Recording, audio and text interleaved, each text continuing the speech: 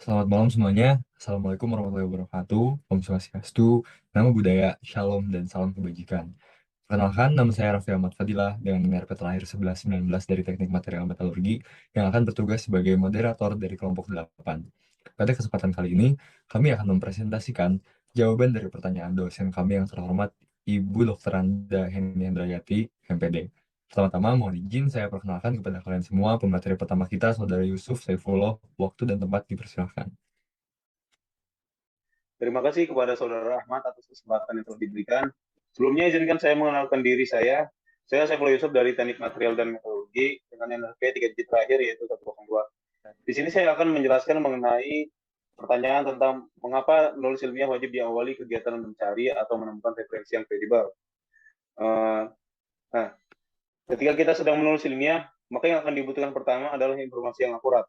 Untuk menunjang isi dari tulisan ilmiah yang kita buat, dia untuk menunjuk ilmiah yang kita buat. Di era digital ini, berbagai macam informasi dapat didapatkan dengan mudah dan cepat. Informasi itu pun datang dari berbagai sumber dan tingkat kebenaran dari informasi yang berbeda. Oleh karena itu, referensi yang kredibel menjadi hal yang wajib dalam mencari informasi tersebut. Karena referensi yang kredibel dapat menjamin keabsahan dari informasi yang kita dapatkan. Saat kita mencari referensi sebagai bahan tinjauan pustaka pada proposal, laporan, penelitian, maupun artikel ilmiah yang akan kita tulis, tentu ada beberapa hal yang harus kita pegang untuk menentukan referensi-referensi mana yang akan kita gunakan. Mengingat jumlah referensi yang sangat banyak saat ini, kita harus benar-benar memilih dan menentukan referensi yang akan kita gunakan adalah referensi yang memang cocok dan tepat untuk rujukan tulisan kita. Dan itu adalah materi yang dapat saya sampaikan. Materi berikutnya akan dibawakan oleh Saudari Diavanka. Waktu dan tempat dipersilakan. Baik, terima kasih Saudara Yusuf atas kesempatan yang telah diberikan. Sebelumnya, perkenalkan nama saya Dievan Katriayu dari Teknik Material dan Metalurgi dengan NRP 3 digit terakhir 107. Di sini saya akan menjelaskan mengenai ciri-ciri jurnal yang kredibel dan cara menelusuri referensi jurnal kredibel dengan menggunakan aplikasi Mendeley. Langsung saja, ciri pertama dari jurnal yang kredibel adalah harus mengikuti kaidah-kaidah ilmiah. Hal ini untuk memastikan bahwa jurnal memberikan manfaat yang maksimal bagi pembaca. Lalu yang kedua dikeluarkan oleh otoritas yang berkualifikasi. Jurnal ilmiah yang ingin dipublikasikan dan diakui secara nasional juga harus diterbitkan oleh lembaga yang berkualitas, yaitu berasal dari penerbit, lembaga ilmiah, masyarakat profesional, universitas, dan departemen mereka. Karakteristik ketiga dari jurnal yang kredibel adalah memiliki ISSN. Yang terpenting adalah jurnal harus memiliki ISSN atau International Standard Serial Number. ISSN mirip dengan ISBN dan diberi nomor secara berurutan. ISSN ini memiliki banyak fitur seperti memudahkan untuk mengidentifikasi beberapa publikasi jurnal. Lalu yang keempat, ditujukan untuk masyarakat ilmiah. Ciri khas jurnal kredibel adalah diterbitkan atau didistribusikan secara terbatas. Oleh karena itu, ditujukan hanya untuk komunitas akademik dan ilmiah.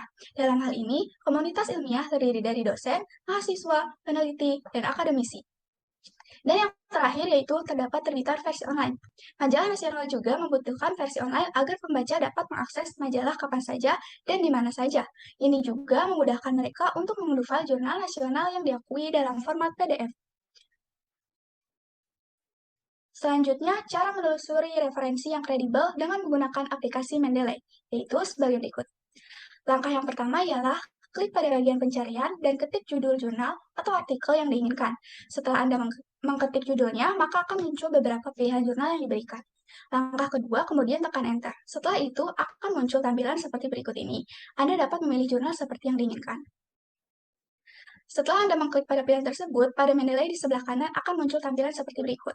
Langkah berikutnya, jika Anda ingin menampilkan atau mendownload jurnal tersebut, Anda dapat mengklik View Reference. Kemudian klik Sign In. Langkah kelima yaitu klik View untuk menampilkan referensi dan mendownloadnya. Dan langkah yang terakhir kemudian klik Download. File referensi akan didownload dan Anda bisa membukanya. Sekian materi dari saya. Selanjutnya akan disampaikan oleh Saudara Rifki. Kepada Saudara Rifki, saya persilakan. Baik, terima kasih Saudari Diavanka atas kesempatan yang telah diberikan. Perkenalkan, nama saya Rifki Satria Nugraha dari Teknik Material dengan NRP 3 digit terakhir 111. Di sini saya akan menjelaskan tentang menulis ilmiah wajib diawali kegiatan membaca referensi yang sudah ditemukan, dan membaca itu sebenarnya termasuk kegiatan yang sulit atau mudah.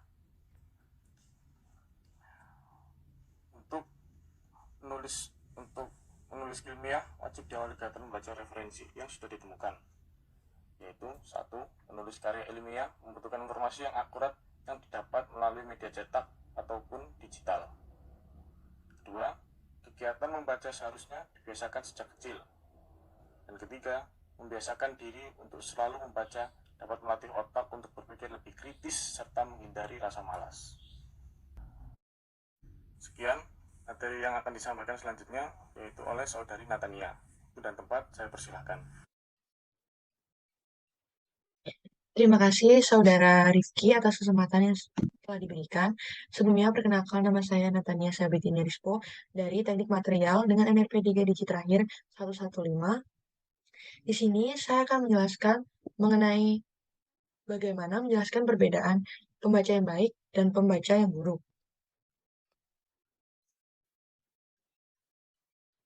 Kemanapun membaca, setiap orang-orang berbeda.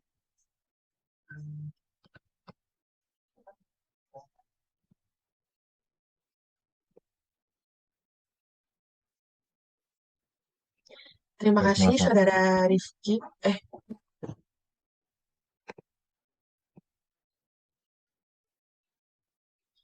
Terima kasih Saudara Rifki atas kesempatan yang telah diberikan. Sebelumnya, perkenalkan nama saya Natania Sabatina Rizko dari Departemen Material dengan NRP 3 digit terakhir 115. Di sini saya akan menjelaskan mengenai bagaimana menjelaskan perbedaan pembaca yang baik dan pembaca yang buruk. Kemampuan membaca setiap orang berbeda. Hal tersebut dipengaruhi oleh faktor kedewasaan dan kebiasaan. Minat biasanya mempunyai andil yang cukup berarti dalam kegiatan membaca seseorang, tetapi tidak bisa dijadikan sebagai faktor penentu seseorang dikatakan sebagai pembaca yang baik atau yang buruk. Lantas, seperti apa pembaca yang baik dan buruk? Sebagai pembaca yang baik, tujuan membaca dari seorang pembaca yang baik memiliki tujuan yang jelas. Ketika seseorang membaca dengan tujuan yang jelas, maka pembaca tersebut mampu mendapat dan mencerna informasi dengan baik. Kemudian membaca satu satuan pikiran kalimat dengan baik atau pokok kalimat dengan baik. Kemudian, kecepatan membaca yang diterapkan bervariasi. Pada kalimat tertentu, frasa yang digunakan memerlukan pembaca untuk membaca dengan perlahan dan lebih teliti agar bisa dipahami. Kritis, dan kemudian bacaan yang dibaca bervariasi. Ketika pembaca mendapat banyak variasi bacaan, maka banyak pula ilmu serta informasi yang didapatkan. Keenam, kaya akan kosakata. Pembaca yang memiliki banyak pengetahuan akan kosakata dapat mencerna bacaan lebih baik dan lebih efisien. Kemudian, ciri dari pembaca yang buruk atau kurang baik. Pembaca yang kurang baik tidak memiliki kejelasan tujuan membaca. Membaca tanpa mencerna kalimat dengan baik. Kecepatan membaca yang cenderung tidak teliti. Membaca dengan tidak teliti mengakibatkan pembaca salah menangkap informasi dan kemungkinan fatal lainnya ketika kesalahan informasi tersebut disampaikan kepada orang lain dapat dikategorikan sebagai hoax atau berita palsu. Kemudian, bacaan dibaca tidak bervariasi, meremehkan jenis bacaan lain. Materi berikutnya akan disampaikan oleh Saudara Ahmad. Waktu dan tempat saya persilahkan. Oke, terima kasih. Terima kasih Saudari Natania atas kesempatannya. Pada kesempatan kali ini, saya akan menjawab pertanyaan bagaimana caranya agar kita bisa mempersepsi atau menginternalisasi bahwa membaca sebagai kebutuhan pokok, sama seperti makan dan minum. Pertama-tama, literasi merupakan salah satu modal manusia dalam berkontribusi dalam pengembangan sumber daya manusia yang berfungsi maksimal bagi masyarakat. Dengan adanya budaya membaca di masyarakat yang merupakan upaya mentransfer ilmu, pengetahuan untuk menghasilkan pemikiran yang produktif. Sama halnya seperti kita membutuhkan transfer energi melalui mengkonsumsi makanan-makanan yang sehat supaya dapat mengoptimalisasi produktivitas. Kemudian selain gizi berbentuk fisik, untuk menjaga metabolisme dalam tubuh, gizi berbentuk ilmu juga tidak kalah penting untuk melatih otak untuk dapat berpikir kritis maupun menganalisis adanya masalah yang tersaji dalam apa yang kita baca. Dan kemudian tubuh dan semua alat yang berada di dalamnya berfungsi untuk menggerakkan hal-hal yang akan kita terapkan di kehidupan. Diperlukan gizi yang seimbang untuk memaksimalkan pergerakannya. Sama halnya di dalam tubuh itu sendiri terdapat bagian penting dalam pengambilan keputusan untuk mengelola semua bagian tubuh, yaitu otak. Otak sebagai otak sebagai sistem pengambil keputusan perlu gizi yang ideal melalui asupan-asupan ilmu pengetahuan melalui sumbernya, yaitu literasi, yang harus dijadikan hal yang setara seperti kita membutuhkan energi dengan cara mengonsumsi makanan-makanan yang sehat. Sekian materi yang saya sampaikan. Untuk materi berikutnya, kepada Saudara Marsha Aufa, waktu dan tempat saya persilahkan. Baik, terima kasih Saudara Ahmad atas kesempatan yang telah diberikan. Sebelumnya perkenalkan, nama saya Marsha Muhammad Aufa dari Teknik Material dengan NRP 3 digit terakhir 123. Di sini saya akan menjelaskan pertanyaan cara menyimpan atau mengelola referensi dengan aplikasi Mendeley. Pertama-tama, kita login terlebih dahulu aplikasi Mendeley. Kemudian masukkan referensi ke aplikasi Mendeley ini terdapat dua cara, yaitu yang cara pertama, masukkan file PDF ke aplikasi. Kemudian yang kedua, masukkan data referensi secara manual. Selanjutnya, cara pertama yaitu masukkan file PDF ke aplikasi. Step pertama, file PDF dapat dimasukkan dengan cara mengklik tombol Add pada kiri atas di tampilan sebelumnya. Pada tampilan yang ini, cari file PDF yang ingin dimasukkan ke dalam aplikasi Mendeley. Jika sudah terpilih, maka klik Open. Step kedua, yaitu aplikasi Mendeley akan secara otomatis mengambil data-data yang ada pada file tersebut dan menampungnya pada tab Details di sebelah kanan. Selanjutnya, cara kedua, yaitu masukkan data referensi secara manual. Step pertama, jika data yang ingin dimasukkan adalah dari website, kita bisa memasukkan data tersebut secara manual. Caranya adalah dengan mengklik tanda segitiga yang ada di samping tombol Add dan memilih tombol Add Entry Manually. Step kedua, sebuah tampilan baru akan muncul dan kita dapat mengganti media referensi sesuai dengan yang kita inginkan. Contohnya adalah web page. Masukkan semua informasi yang dibutuhkan dan klik Save. Untuk selanjutnya, materinya akan disampaikan oleh Saudari Arum. Waktu dan tempat saya persilahkan. Sebelumnya, terima kasih Saudara Marsha atas kesempatan yang telah diberikan. Perkenalkan, nama saya Arumita Khrotoaini dari Teknik Material dan Metalurgi dengan NRP 3 digit terakhir 127. Di sini saya akan menjelaskan mengenai bagaimana praktik menggunakan Mendeley untuk menulis kutipan dan daftar pustaka di dalam Microsoft Word. Sebelum memulai membuat daftar pustaka serta kutipan menggunakan Mendeley, tentu saja kita harus mendownload software Mendeley terlebih dahulu untuk dipasang di plugin pada Microsoft Word. Kemudian buka aplikasi Mendeley yang telah terpasang di desktop untuk mulai membuat daftar pustaka dan referensi. Lalu cara untuk membuat kutipan dengan Mendeley yaitu yang pertama, masukkan data referensi. Pastikan data yang dimiliki atau jurnal yang dimiliki itu berbentuk PDF. Yang kedua, pada aplikasi Mendeley, klik Create Folder untuk membuat folder referensi tersebut. Misalnya foldernya itu bernama skripsi. Pada panel kanan folder, silakan klik kanan, lalu Add Files, kemudian pilih semua file PDF referensi yang sudah dikumpulkan. Lalu cek apakah file yang sudah dimasukkan itu sudah benar dengan cara double klik pada nama file tersebut. Dan kemudian jika sudah benar, maka bisa lanjut ke step berikutnya. Step berikutnya yaitu memasukkan citasi di Word atau kutipan di Word.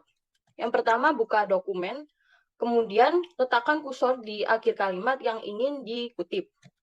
Kemudian klik tab Reference, dan klik Insert Citation. Lalu klik Go to Mendeley, dan pilih jurnal yang ingin dikutip, kemudian klik Cite. Lalu untuk menghapus referensi, Anda cukup blok tulisan citasinya saja, mulai dari tanda kurung, lalu hapus dengan menekan tombol Delete pada keyboard. Selanjutnya yaitu membuat daftar pustaka dari Mendeley untuk dikirim ke Microsoft Word. Caranya yaitu buatlah satu halaman khusus untuk daftar pustaka dengan klik Insert, lalu Blank Page. Kemudian letakkan kursor di bagian yang ingin ditampilkan daftar pustakanya. Lalu klik Reference, kemudian klik Insert Bibliografi yang ada di kotak Mendeley.